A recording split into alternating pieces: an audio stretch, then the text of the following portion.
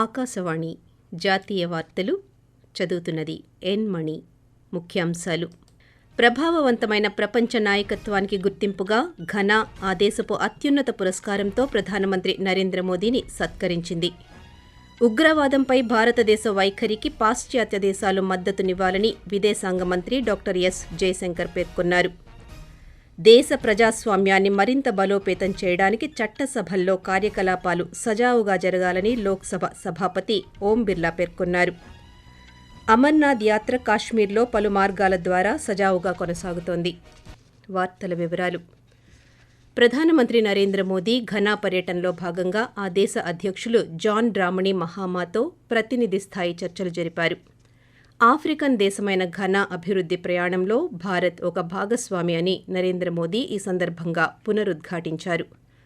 వాణిజ్యం, పెట్టుబడులు, వ్యవసాయం, డిజిటల్ టెక్నాలజీ, మౌలిక సదుపాయాలు మొదలైన అనేక రంగాలలో సహకారాన్ని విస్తరించడంపై ఇరువురూ చర్చించారు. ఆయుర్వేదం, సాంప్రదాయ వైద్య రంగాలలో 4 అవగాహన ఒప్పందాలపై 2 దేశాలు సంతకాలు చేశాయి. ఆ తరువాత ప్రభావవంతమైన ప్రపంచ నాయకత్వానికి గుర్తింపుగా ఘనా జాతీయ గౌరవమైన officer of the order of the star of Ghana పురస్కారంతో నరేంద్ర మోదీని జాన్ మహామా సత్కరించారు.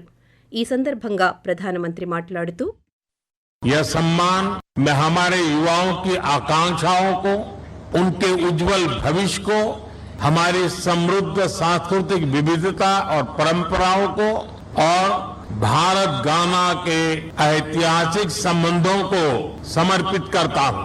डेवलपमेंट पार्टनरशिप हमारी साझेदारी का एक मूल स्तंभ है। राष्ट्रपति महामा के आर्थिक पुनर्गठन के प्रयासों में भारत के पूर्ण समर्थन और सहयोग का हम आश्वासन देते हैं. ప్రధానమంత్రి నరేంద్ర మోదీ విదేశీ పర్యటనలో భాగంగా ఈ రోజు రాత్రి ట్రినిడాడ్ అండ్ టొబాగో చేరుకుంటారు.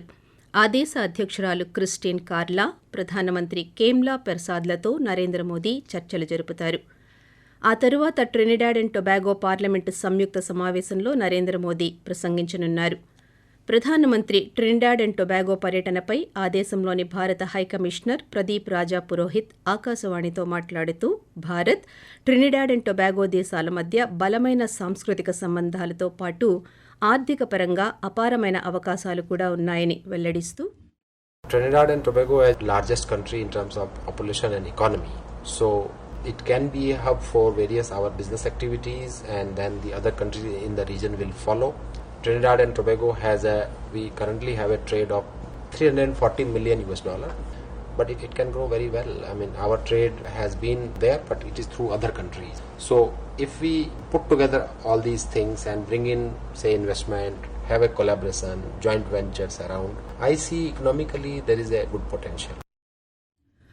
ఉగ్రవాదంపై భారతదేశ వైఖరికి పాశ్చాత్య దేశాలు మద్దతునివ్వాలని విదేశాంగ మంత్రి డాక్టర్ ఎస్ జయశంకర్ పేర్కొన్నారు.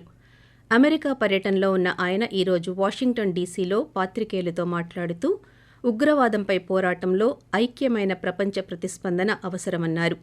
ప్రపంచ దేశాలన్నీ ఉగ్రవాదంపై ఒకే వైఖరికి కట్టుబడి ఉండాలని ఈ సందర్భంగా జయశంకర్ వ్యాఖ్యానించారు.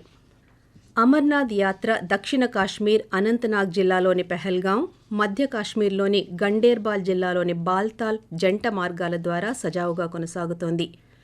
కట్టుదిట్టమైన భద్రతా ఏర్పాట్ల మధ్య 2 మార్గాల నుండి యాత్ర ఈరోజు తెల్లవారుజామున ప్రారంభమైంది. పెహల్గాం మార్గంలో చందన్వారీ వైపు 3,000 మందికి పైగా భక్తులను అనుమతించారు.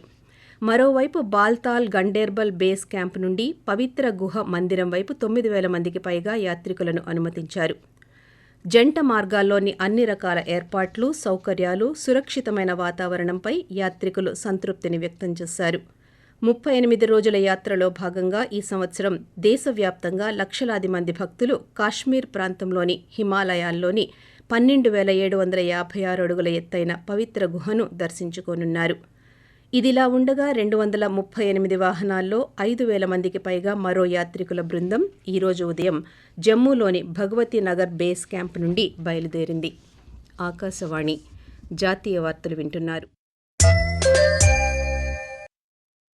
భారత తపాలా శాఖ పరివర్తనాత్మకమైన ప్రయాణంపై కేంద్ర కమ్యూనికేషన్ల శాఖ మంత్రి జ్యోతిరాదిత్య సింధియాతో ఆకాశవాణి వార్తా విభాగం అందిస్తున్న ప్రత్యేక ఇంటర్వ్యూ ఈ రోజు రాత్రి 9:30 ప్రసారమవుతుంది. అన్ని ఆకాశవాణి కేంద్రాలతో పాటు ఆకాశవాణి అధికారిక యూట్యూబ్ ఛానల్ ఆకాశవాణి ఎయిర్లో కూడా ఈ ఇంటర్వ్యూ హిందీలో ప్రసారం కానుంది.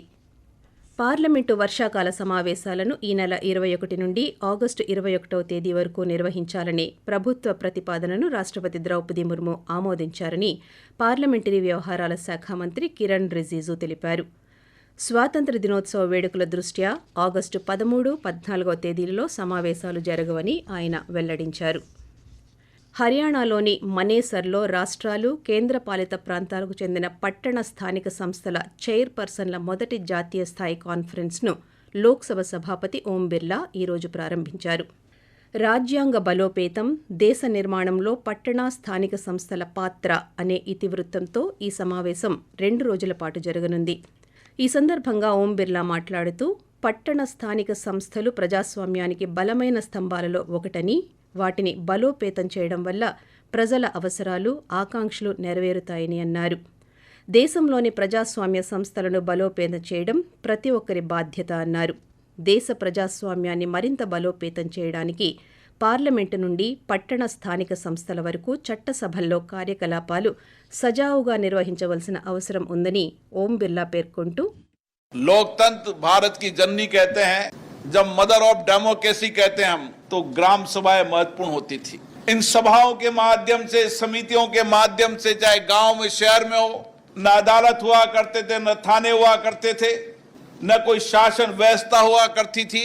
लेकिन इन्हीं ग्राम सभाओं के माध्यम से, इन्हीं शहरी समितियों के माध्यम से चर्चा और संवाद के बाद जो निर्णय फैसले होते थे उसको समाज मानता था. इस परंपरा के लोग भारत में रहते हैं. భారతదేశంపై వ్యతిరేక ప్రచారం చేస్తున్నారనే కారణంతో పాకిస్తాన్కు చెందిన సినిమా నటులు, క్రికెటర్ల సామాజిక మాధ్యమాల ఖాతాలను ప్రభుత్వం మరోసారి నిషేధించింది. ఈ సంవత్సరం మేలో రెచ్చగొట్టే వ్యాఖ్యలను వ్యాప్తి చేసినందుకు గాను ప్రభుత్వం అనేక Pakistani YouTube channels, social media ఖాతాలను బ్లాక్ చేసింది. వాటిలో నటులు సబా కమర్, అహద్ రజమీర్, యుమ్నా ఖైదీ, డానిష్ తైమూర్ల ఇన్స్టాగ్రామ్ అకౌంట్స్, క్రికెటర్లు షాహిద్ అఫ్రీది, షోయబ్ అఖ్తర్ల యూట్యూబ్ ఛానల్స్ కూడా ఉన్నాయి.